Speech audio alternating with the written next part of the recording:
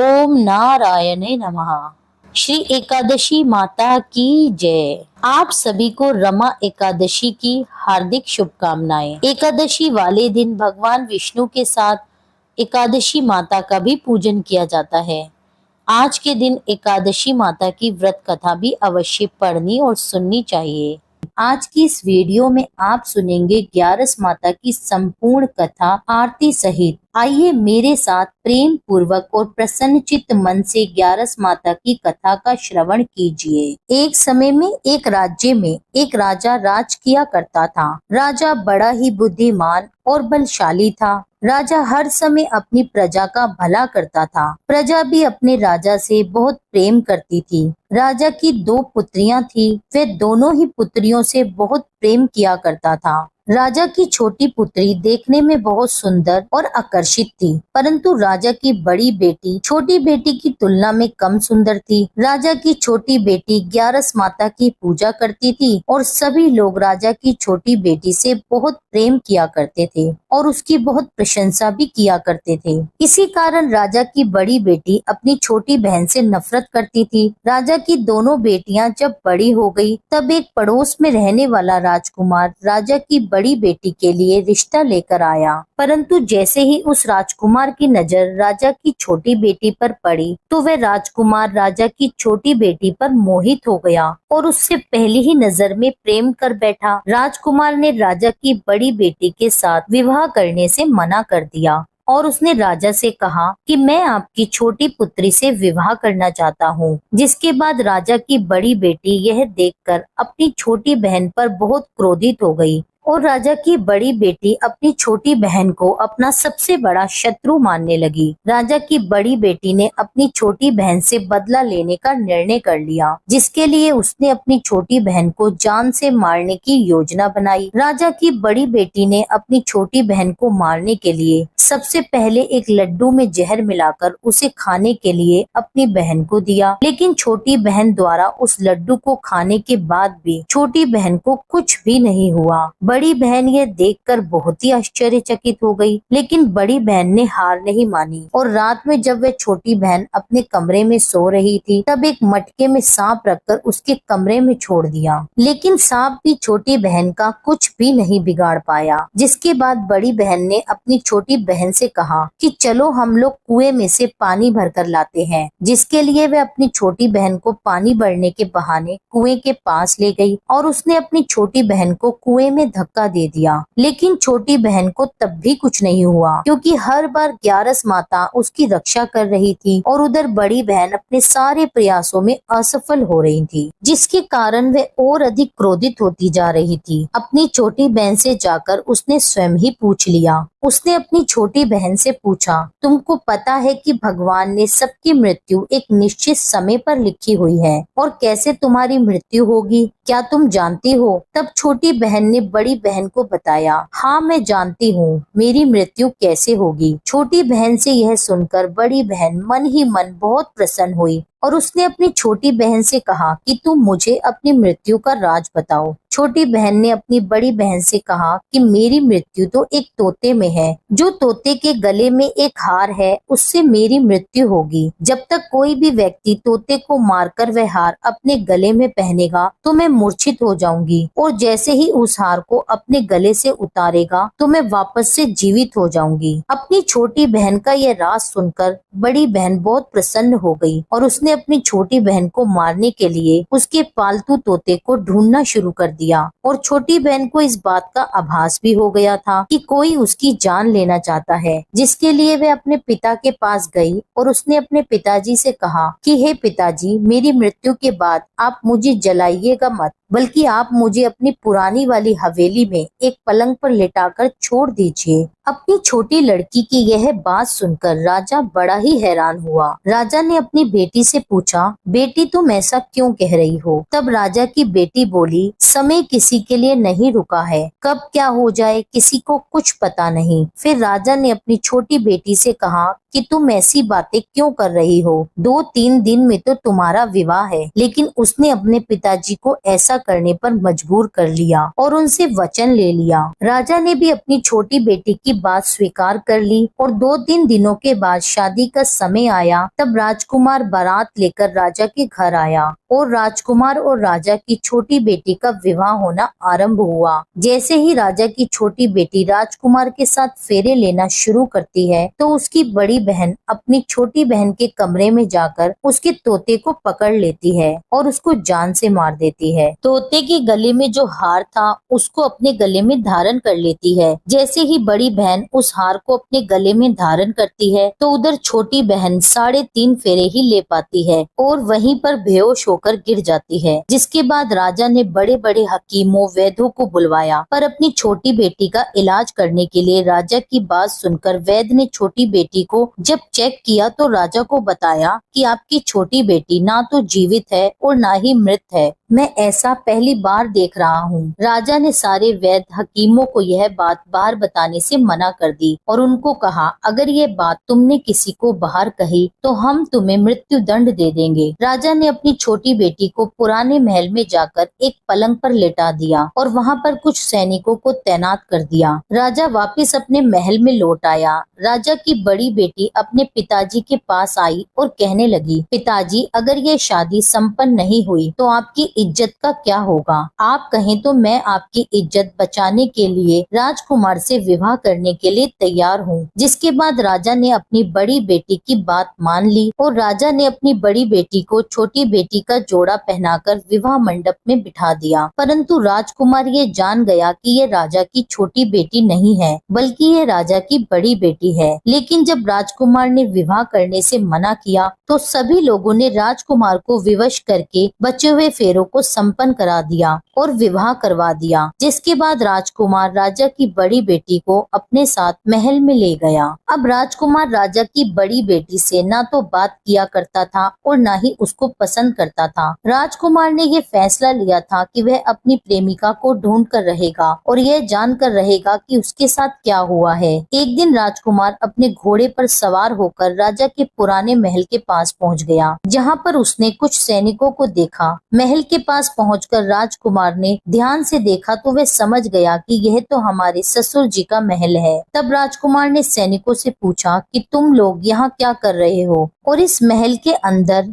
उस पलंग पर कौन लेटा है? जिसके बाद सैनिकों ने बताया कि यहाँ पर राजा की छोटी बेटी है। यह सुनकर राजकुमार बहुत ही प्रसन्न हुआ और वह तुरंत अपनी प्रेमिका के पास पहुँच गया और उसकी सेवा करने लगा। जैसे ही रात हुई तो राजा की छोटी बेटी उठकर खड़ी हो गई। राजकुमार ये देखकर बहुत खुश हो गया और उसने उससे पूछा कि तुम यहाँ क्या कर रही हो? तुम मेरे साथ मेरे महल में चलो। राजा की छोटी बेटी ने राजकुमार को सारी बातें बता दी कि मेरी जान एक तोते में बसी थी और मैंने यह बात सिर्फ अपनी बड़ी बहन को बताई थी और मैं जानती हूँ कि उसने ही मुझे मारने का प्रयास किया है। उसके पास एक हार है जिसको वह सुबह पहन लेती है और शाम में उतार देती है। जब तक वह हार सुबह के समय पहनी रहती है तब तक मैं मूर्छित रहती हूँ और जैसे ही वह हार को उतार देती है तो मैं जीवित हो जाती हूँ और जब तक मेरी बड़ी बहन के पास वह हार है तब तक मैं ऐसे ही जीवित और मूर्छित होती रहूंगी। अगर मेरी बड़ी बहन के पास जो हार है वह मेरे हाथ में लग जाए तो मैं हमेशा के लिए जीवित हो जाऊंगी। राजकुमार ने यह बात सुनकर राजा की छोटी बेटी के पास रहने का निश्चय कर लिया और उसने बचे हुए सारे फेरे उस पलंग में लेटी राजा की छोटी बेटी के साथ लिए और अपना विवाह उसके साथ पूर्ण कर लिया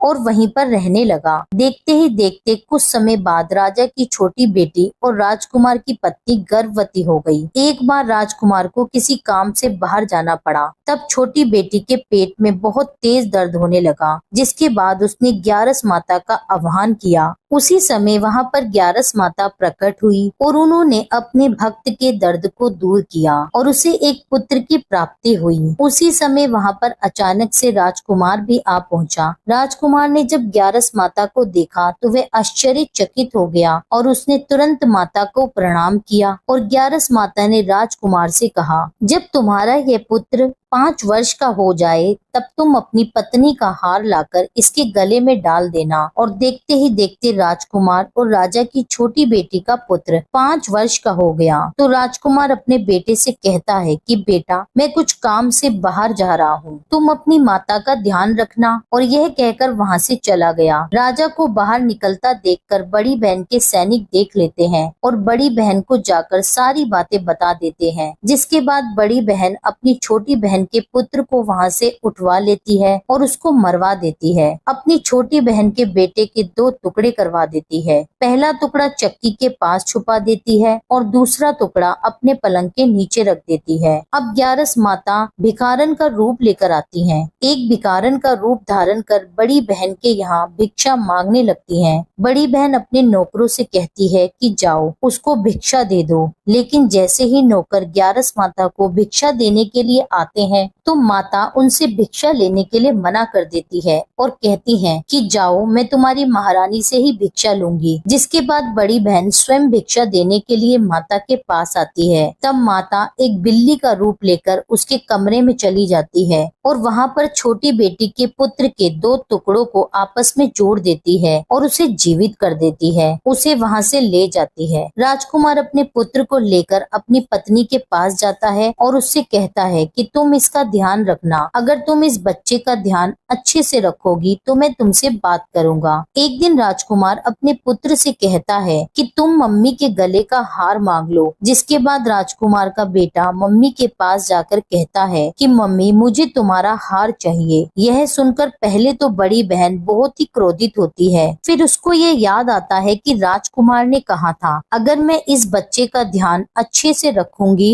तो वह मुझसे बात करेंगे। जिसके कारण वह हार उस बच्चे को दे देती है और वह तुरंत हार ले जाकर अपने पिताजी को दे देता है। और तभी राजकुमार अपने बेटे को लेकर वहाँ से जाने लगता है तो उसकी पत्नी से कहता है कि तुम हमारे लिए खाना बनाकर रखना, मैं शाम को आकर तुम्हारे साथ खाना खाऊंगा। और वह अपने बेटे को लेकर वहाँ से चला जाता है और वह राजा के पास जाकर सारी बात राजा को बता देता है। राजा अपनी बड़ी बेटी की इस करतूत को सुनकर बहुत ही क्रोधित होते हैं और अपनी परवरिश पर शर्मिंदा होते हैं और दोष देने लगते हैं और राजकुमार को अपनी छोटी बेटी के साथ रहने का आदेश देते हैं। इस प्रकार ग्यारस माता और एकादशी माता की कृपा से राजकुमार और राजकुमारी खुशी खुशी अपना जीवन व्यतीत करते हैं। बोलिए ग्यारस माता की जय। हे ग्यारस माता, जिस प्रकार अपने राजकुमार और राजकुमारी के परिवार की रक्षा करी, उसी प्रकार से कथा कहने, सुनने और हुंकारा भरने वाले सभी के परिवारों की रक्षा करना। एकादशी माता की कथा। ओम जय एकादशी माता, जय एकादशी माता। विष्णु पूजा व्रत को धारण कर शक्ति मुक्ति पाता। ओम जय एकादशी माता, तेरे नाम गिनाऊं देवी, भक्ति प्रदान करनी। गण गौरव की देनी माता, शास्त्रों में वरनी। ओम जय एकादशी माता। मार्गशीर्ष के कृष्ण पक्ष की उत्पन्ना, विश्व तारिणी जन्मी। शुक्ल पक्ष में हुई मोक्षदा, मुक्तिदाता बन आई। ओम जय एकादशी माता। पोष के कृष्ण पक्ष की सफला नामक है। शुक्ल पक्ष में होए पुत्रदा, आनंद अधिक रहे। ओम जय एकादशी माता। नाम शटिलता माघ मास में कृष्ण पक्ष आवे। शुक्ल पक्ष में जया कहावे, विजय सदा पावे। ओम जय एकादशी माता। विद्या फागुन कृष्ण पक्ष पक्ष में शुक्ला आमल की, पाप मोचनी कृष्ण पक्ष में चैत्र महाबली की। ओम जय एकादशी माता। चैत्र शुक्ल में नाम कामदा धन देने वाली, नाम वरुथिन कृष्ण पक्ष में वैशाख महावाली। ओम जय एकादशी माता। शुक्ल पक्ष में होए मोहिनी अपरा ज्येष्ठ कृष्ण पक्षी, नाम निर्जला सब सुख करनी शुक्ल पक्ष रखी। ओम जय एकादशी माता। योगिनी नाम आषाढ़ में जानो कृष्ण पक्ष करनी, देवशयनी नाम कहायो शुक्ल पक्ष धरनी। ओम जय एकादशी माता। कामिका श्रावण मास में आवे कृष्ण पक्ष कहिए, श्रावण शुक्ला होए पवित्र आनंद से रहिए। ओम जय एकादशी माता। अजाभाद प्रद कृष्ण पक्ष की परवर्तनी शुक्ला, इंदिरा आश्विन कृष्ण पक्ष में व्रत से भव सागर निकला। ओम जय जय एकादशी माता। पंपकुशा है शुक्ल पक्ष में आप हरन हारी, रमा मास कार्तिक में आवे सुखदायक भारी। ओम जय जय एकादशी माता। देवोत्थानी शुक्ल पक्ष की दुख नाशक मैया, पावन मास में करु विनती पार करो नैया। ओम जय एकादशी माता। परमा कृष्ण पक्ष में होती जन मंगल करती, शुक्ल मास में होए पद्मिनी दुख दरिद्र हरणी। ओम जय एकादशी माता। जो कोई आरती एकादशी की भक्ति सहित गावे, जन गुर दिता स्वर्ग का वासा निश्चय वह पावे। ओम जय एकादशी माता। यह थी एकादशी माता की संपूर्ण कथा और आरती सहित। उम्मीद करती हूँ यह वीडियो आपको पसंद आया होगा। कथा अच्छी लगी हो तो इसके लिए मेरे चैनल को सब्सक्राइब कर लीजिए। वीडियो को लाइक करके कमेंट में लिख दीजिए 11 माता की जय। मिलती हूँ आपसे एक अगली वीडियो में, तब तक के लिए जय श्री राधे।